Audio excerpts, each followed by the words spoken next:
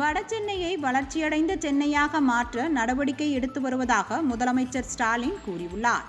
சென்னை புளியந்தோப்பில் 712 குடும்பங்களுக்கு புதிய குடியிருப்பு ஒதுக்கீடு ஆணைகளை வழங்கிய பின்னர் பேசிய முதலமைச்சர், வடசென்னை வளர்ச்சிக்காக 6400 கோடியில் திட்டப்பணிகள் மேற்கொள்ளப்பட்டு வருவதாக கூறினார்.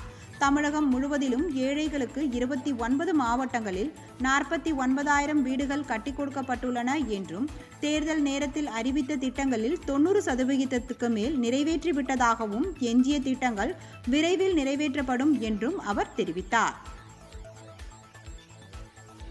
இந்த ஆட்சி என்பது வாக்களித்தவர்களுக்கு மட்டுமல்ல, வாக்களிக்க மறந்தவர்களுக்கும் வாக்களிக்க தவறியவர்களுக்கும் சேர்த்து நடைபெறக்கூடிய ஆட்சி என்று சொன்னேன்.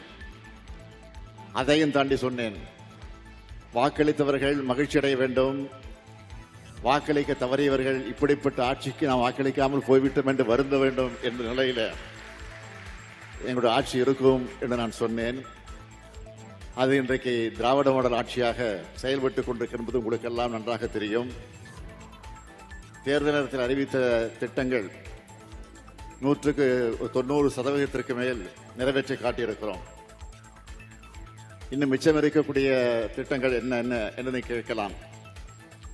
இதில் நிறைவேற்றப்பட்ட திட்டங்கள், அறிவித்த திட்டங்கள் பல, அறிவிக்காத தேர்தல் நேரத்தில் சொல்லாத திட்டங்களும் நிறைவேற்றப்பட்டிருக்கிறது. அதை நீங்கள் மறந்துவிடக்கூடாது. அது என்னென்னு என்று கேட்டால், உதாரணத்துக்கு ஒன்று நான் சொல்லுகிறேன். புதுமை பெண் என்கிற திட்டம் தேர்தல் வாக்குறுதியில வழங்கப்படவில்லை.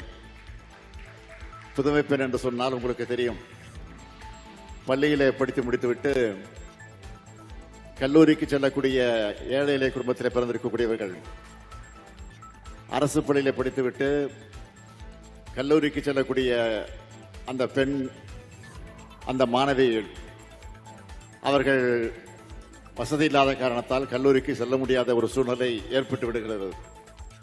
ஆகவே அதை உணர்ந்த காரணத்தால் தான் நாம் ஒரு திட்டத்தை அறிமுகப்படுத்தினோம்.